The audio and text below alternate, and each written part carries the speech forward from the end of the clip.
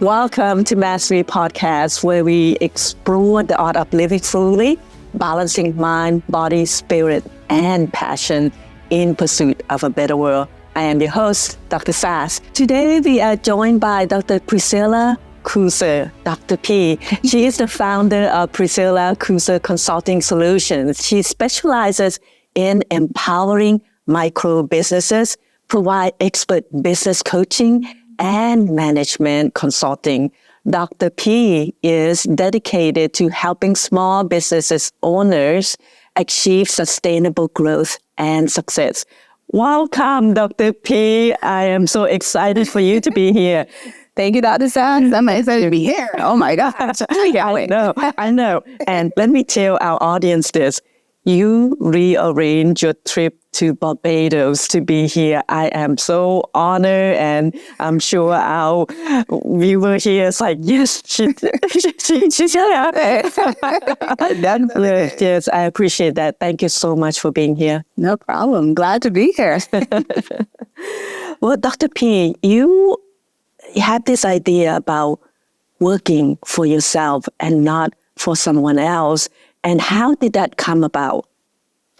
Oh my gosh. That came about because I saw such benefit in working for myself.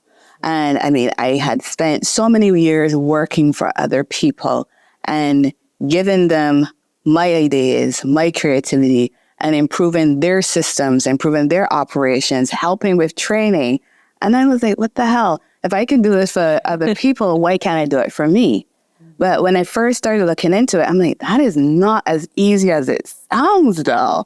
Because when you're working for other people, you walk into a position wherein, and this might seem really small to the viewers and listeners, right? But you go in and there's already a chair there for you, a desk, there's computers, you have photocopiers, there's the internet, all the software that you need. You walk in and it's there.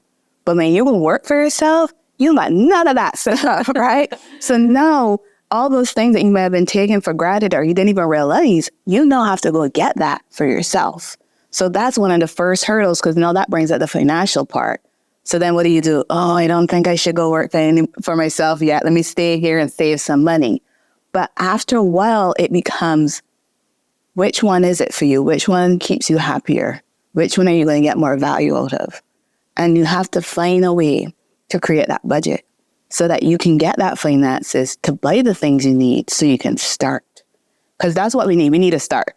Right. We don't have to have $100,000 to open up the doors. We just need to start, right? And to be able to still take care of our household and start with the idea that we have for our business. So for me, I decided, hey, this is what I want to do. And I'm going to start small, working full time and still starting on the side and building it out, like many of the listeners and the viewers that we have, who are entrepreneurs. A lot of us, we started while working full time and we're starting this on the side.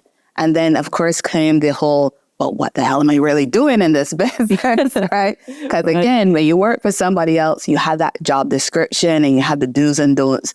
Then I started thinking, so why can't I do that for me? Mm-hmm. If I want to work for me, what is my job description? What are my do's and don'ts? It's like, okay. So you start taking, at least for me, I started taking from where I was working and all the places I worked before.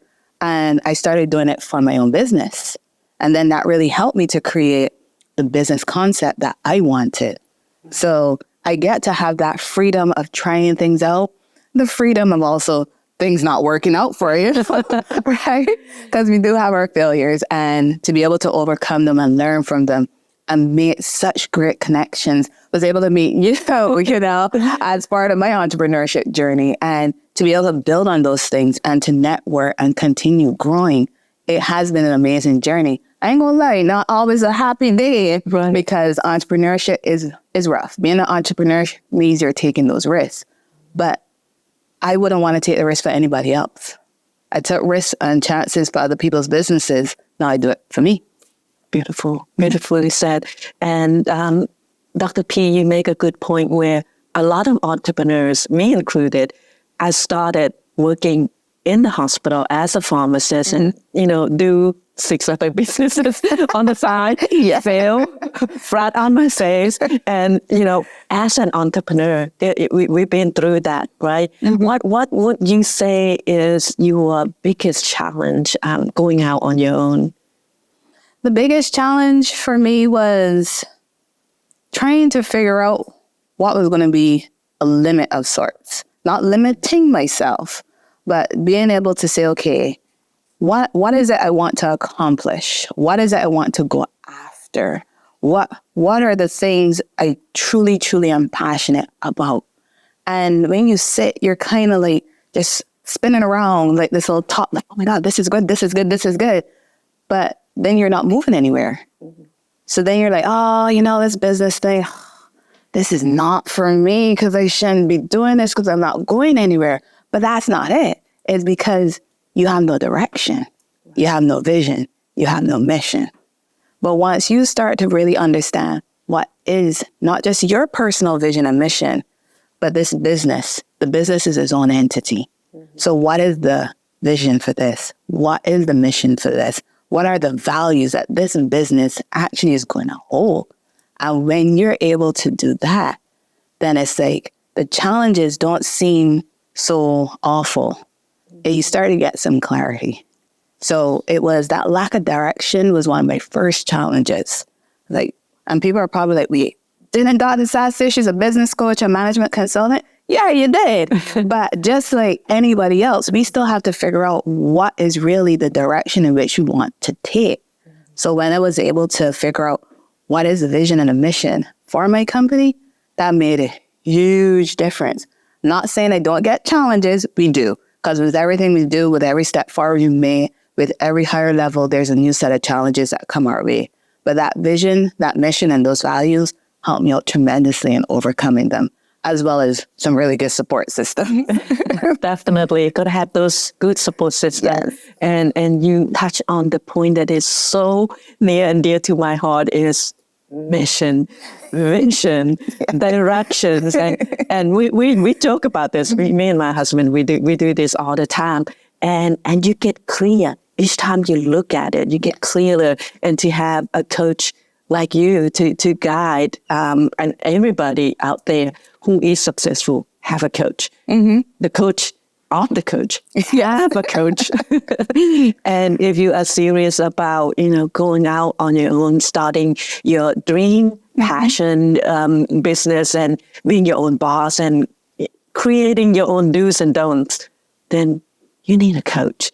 And who is there better than Dr. P right here, who's been through it, and you need to walk the step, right, before those that come behind you. And you've been through that. And a lot of people go out as a coach, as a consultant, and they've never done it before. It's just like a fancy word that everybody out there is doing, but they haven't been through it, and you have, and I see that, and through our conversation in the past couple of days we spent together. You're amazing.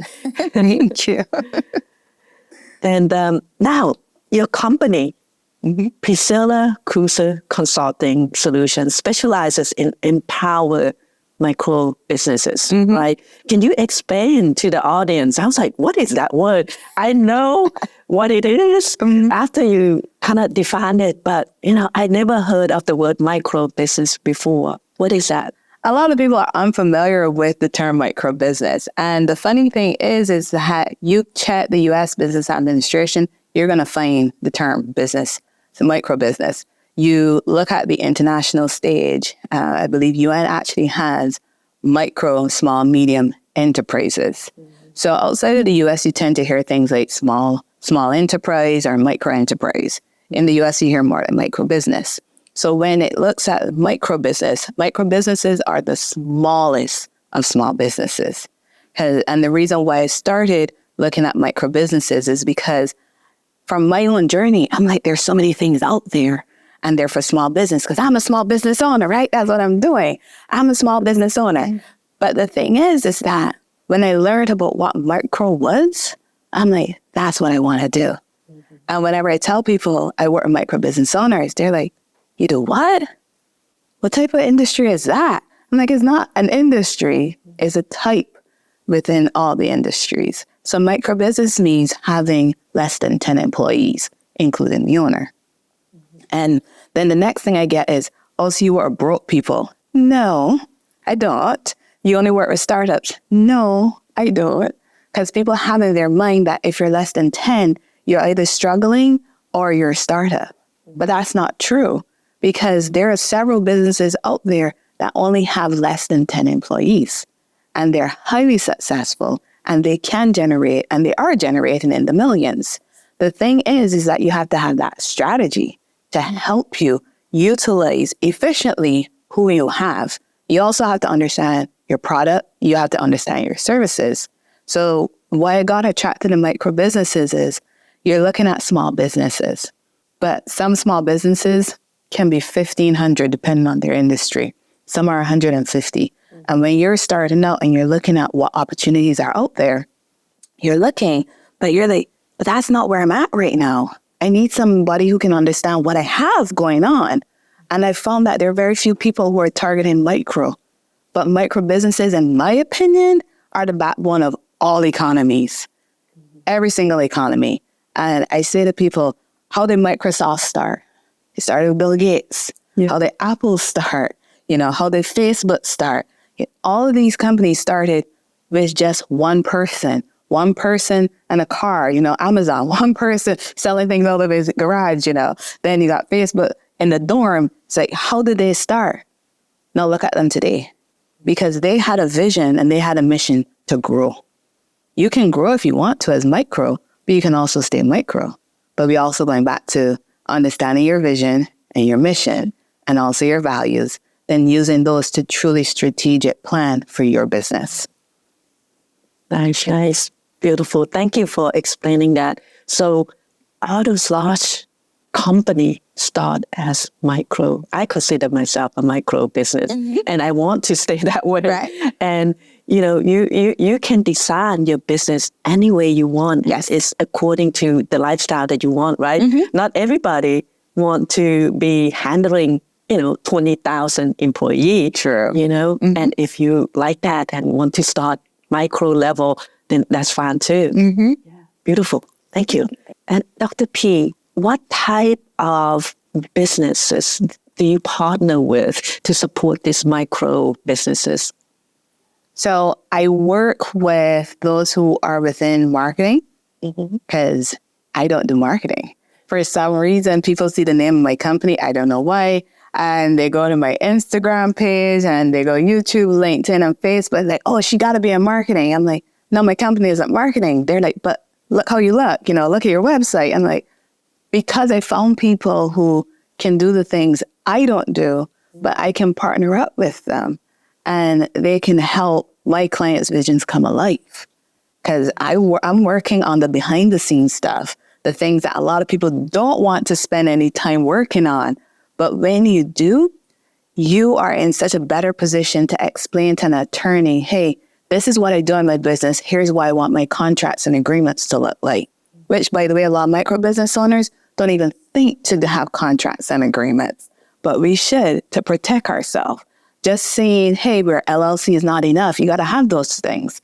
So being able to partner up with attorneys and lawyers in different places, because everybody's business, I work with people in different states, different countries. So being able to partner up with attorneys who can help the clients to truly protect themselves, very beneficial. Then as we go through all the work that we do together, you are also better positioned to work with marketing to truly make sure your message is coming alive, that you understand what your colors might mean, the font that you're using, how all of that interconnects with your vision, your mission, and your values to truly attract the clients you want, the vendors you want, and the partners you want. So when you work with me, I help you get that part. So when you sit in front of marketing, you're ready to go. You can answer their questions. They're also going to ask, what are the pains that you're looking to solve? What are the benefits you're bringing? And once you know your value proposition, once you know your competitive advantage, those are the things that will help with answering those type of questions. Then when you're working with your social media folks, they're going to be able to know, okay, here are the things you stand for, here are your products, here are your services, here's how we're going to present it. So being able to partner up with marketing, being able to partner up with attorneys have been very, very beneficial for me. And then company-wise, we're also affiliated with email marketing companies, such as ActiveCampaign, because as entrepreneurs, as micro business owners, when you start having your landing pages and your lead magnets, you need to be able to grow that community of yours. You're creating your own community. Don't leave people hanging. People come to your website for a reason, and you capture them. But now what? So now you're able to share more information with the people who truly want to work with you, because it's not everybody who's going to work with us. And to be able to pick vendors and partners that actually align with what you want to do, that's really important, because that makes things so much easier. And then you have people attracted to come work for you and with you because of how they see you're operating and living up to your vision, mission, and your values. Nice. Thank you. Go back to the vision, mission, and value, right? Yes, ma'am. Yeah, that's. I mean, you really have to focus on that with your decision making in all you do. Beautiful. And Dr. P, what kind of advice would you want to give to people who want to shift, right? To want to shift out of their current business situation, or even shift from working for someone else? What kind of advice do you have for them? So I'm going to answer it separately because they're slightly different. So if you're already working for somebody else and you're thinking about opening up your own business, because I've had a client like that, and I currently have a client like that, we're going to look at what you call an exit plan, because you have to have an exit strategy for leaving where you are. And you don't want to just quit today and be like, what am I going to do now? You want to actually have a plan. And what some people who are listening to this might not want to hear is that is not a week plan. That is not 2 weeks. It might not even be 2 months. You might be looking at a 12-month plan, or you may be even looking at 2 years, depending on how much money you already have saved away and the type of business that you actually want to start. Because you still have to be able to take care of yourself and your household, because we all have different responsibilities. You don't want to start the business and then be like, I don't have any money to pay my bills. I don't have any money to do this in the business. Let me go back and work for someone, because you're leaving for a reason. So you really have to spend some time working on what that exit plan would look like. And for everybody, it's different, because we are our own individuals. We all have unique things we bring to the table. So you have to look at your situation. And some people can do an exit plan by themselves. Others work with individuals like me, and we help you with that exit plan while starting up your business. So that's for that person. For the person who has already started a business and is thinking, oh my God, I think I want to shift direction, or maybe this is not what I want to do. And instead of selling tables, I don't want to sell lamps, whatever the case may be. It is a matter of, we got to sit down and analyze why you feel this way. And I'm not going into all this touchy-feely, why do you feel this way? I mean, in terms of what is happening in your business. So let's sit down and analyze the data for your business. Let's look at your metrics. And then you get what are those metrics? Yes. How have you been making decisions in your business up until this point? So it gets people to now look at, I've just been shooting from the hip, basically. I don't know, I don't know what metrics are. This wasn't working, so I stopped that and I did this. Yeah. And sometimes when you stop and you look at your metrics, because we were talking about evaluation, right? When you stop and you actually spend time evaluating, maybe the situation is not as bad as you think. And you're feeling that you have to give up on what you're doing because it's not working. But you might only be looking at one thing, but 5 other things are actually working in your favor. But because this one thing isn't, you're like, oh, this is not for me. So being able to sit down and analyze what truly is happening can give you that aha moment, can give you that clarity of, this is what the true situation is like. You know what? I don't want to change after all. This is okay for me. Right. Whereas for others, looking at their metrics might be, yeah, I think it's time for me to shift. They're not feeling their passion there. They're not feeling excitement, and they are attracted to doing something else. So now we got to look at, how can we exit out of this business and go into that one? Because again, for those listening and watching, it's not a matter of, oh, I'm not going to do this today, I'm going to do something else. No, there's a process. The same way how we started, there's also a process for legally ending a business and then starting the new one. So if that's the direction you want to take, you also have to look at, again, looking back at those metrics, using that, using your vision, using your mission, using your strategic plan to see, okay, what is the best next step for this business? And in some instances, it might not be closing. If your business is in a position where, depending on the valuation, you might be able to sell it. Not just close up shop, but you can actually sell it to somebody who wants it. So there's so many different options that we have on the table that we tend not to think about. Right. And this is good that you talk about that, because a lot of people just throw in the towel, right? I did that. When you're 6 businesses. Through one of those 6 businesses. Yeah. And learn the hard way, right? If you don't want to learn the hard way, come to Dr. P here. And everything that you say make perfect sense. You want to just kind of sit back and analyze and, look at your numbers, right? Yes. Numbers don't lie. 1 + 1 is 2. Yes, it is. Yes, it is. Yeah, thank you for that. That's really, really, really enlightening, I'm sure, for a lot of people who just want to give up. And a lot of entrepreneurs give up. Just that's right before you succeed, right? Yes. And you didn't know it because you're not analyzing where you're at. Right. Because once you are able to, not saying everybody has a nice big screen like this one, but once you can get things up on the screen, you get to see the highs and the lows, the peaks and the valleys. You get to see trend.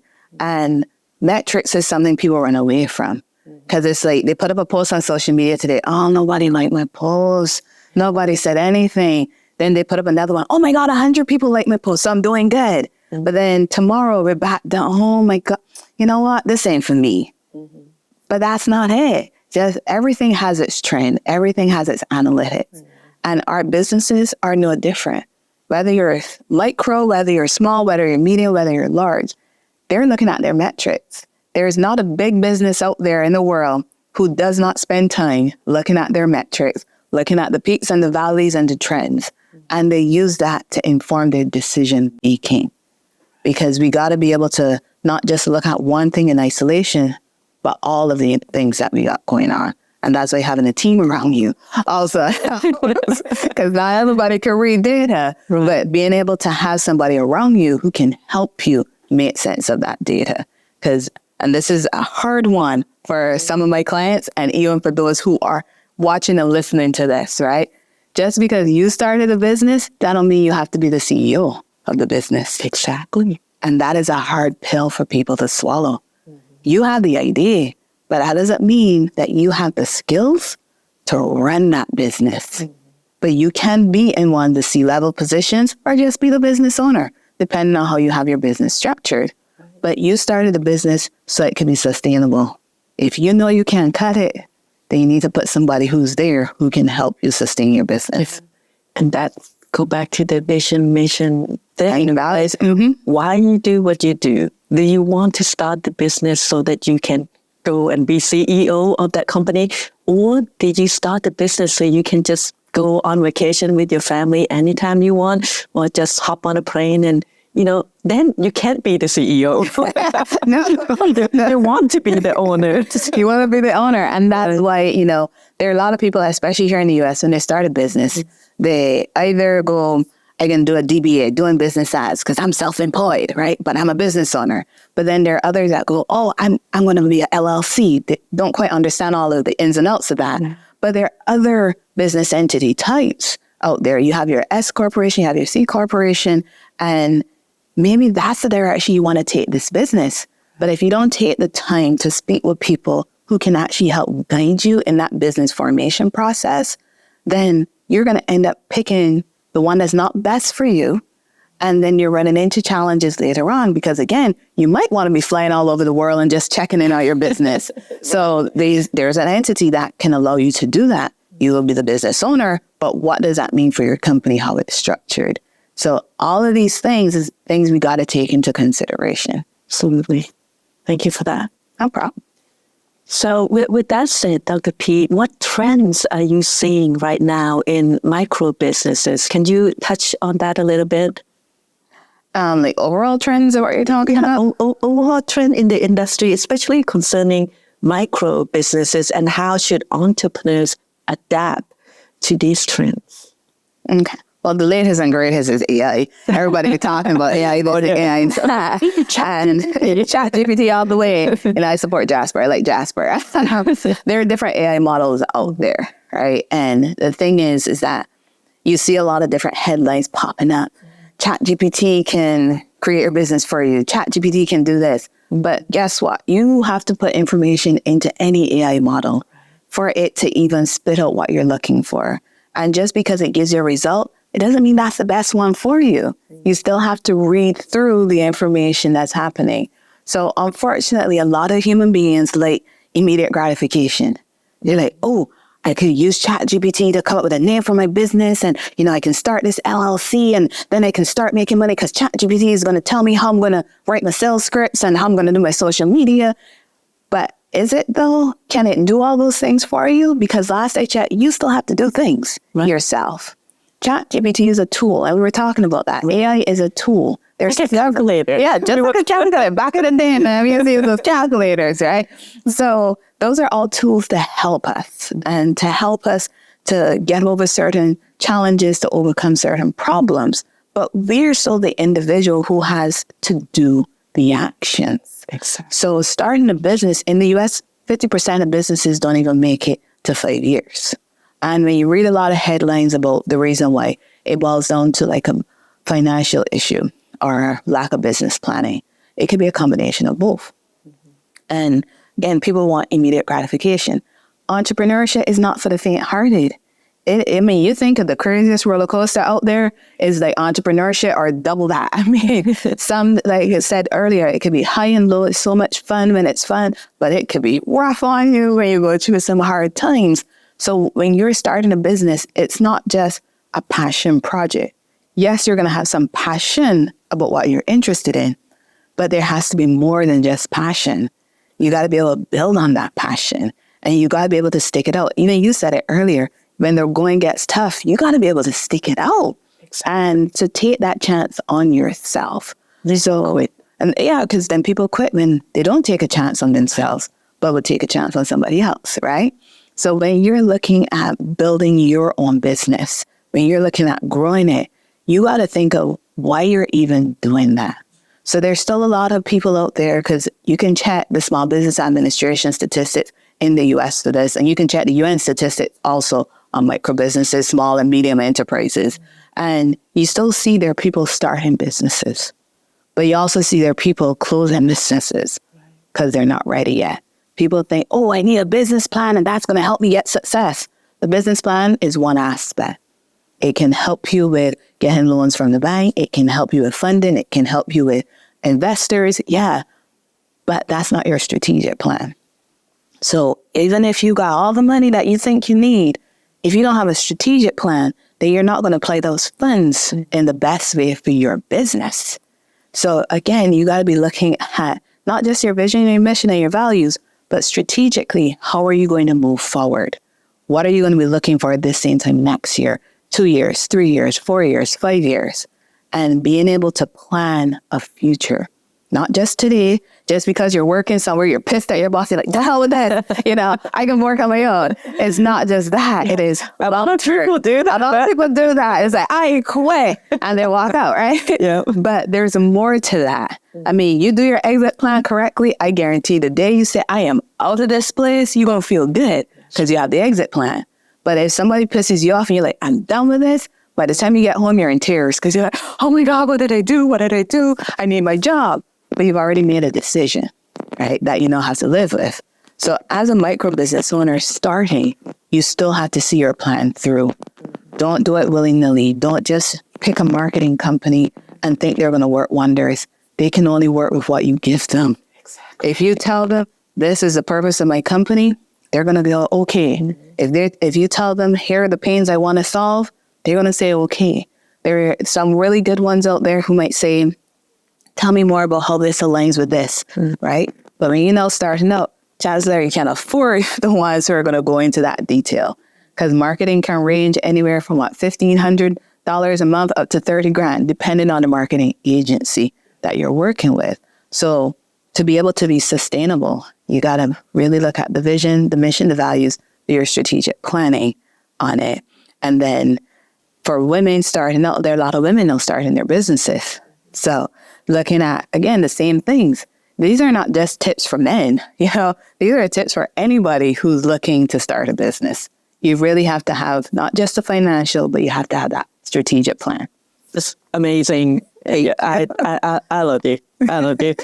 And yeah, let's go to this. You have this system, a roadmap to success. Mm-hmm. You call it OPLE system. What is that? Can you explain? Oh, the Opal system. Opal system. Yes, and like you mentioned, it's spelled OPLE. And people are like, how's that Opal? I said, because I'm dyslexic. So it's not OPAL, like the opal that a lot of people know, right? But the opal, the gem, does have some inspiration in this opal itself. And the opal is organizational development, personal skills and abilities, leadership, and education. And the reason why there are those 4 things is that those 4 things represent my background. And I put a lot of my background into creating the direction for my business.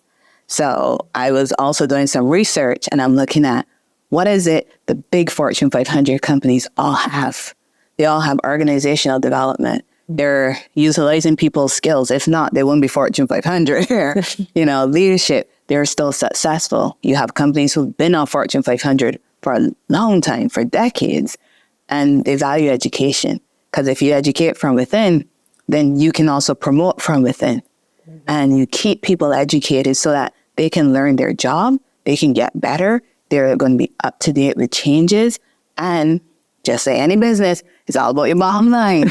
So if you invest in the organizational development, in the personal skills, the leadership and education, what comes next? Your revenue goes up, right? So I'm going to help micro businesses do that.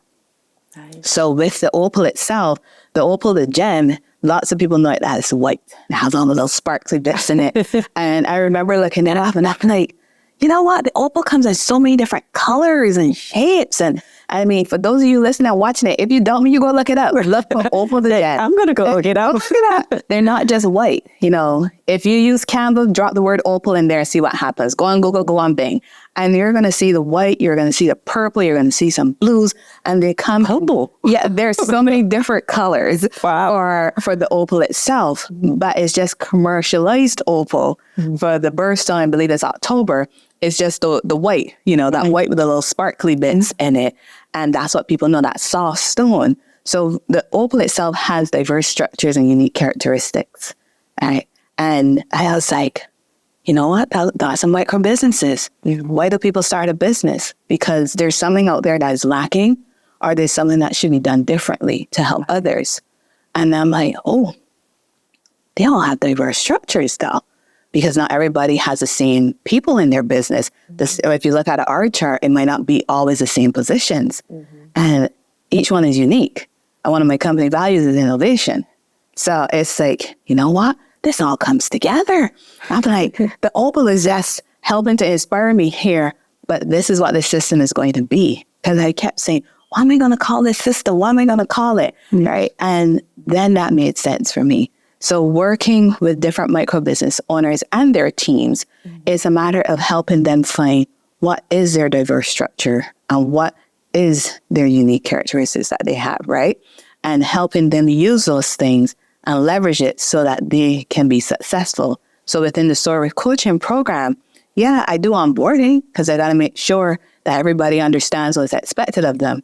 But after that first session, and I've done this with teams, after that first session, they all go on their different path, but we all come back to one main goal for the team, right? But they get to that goal differently.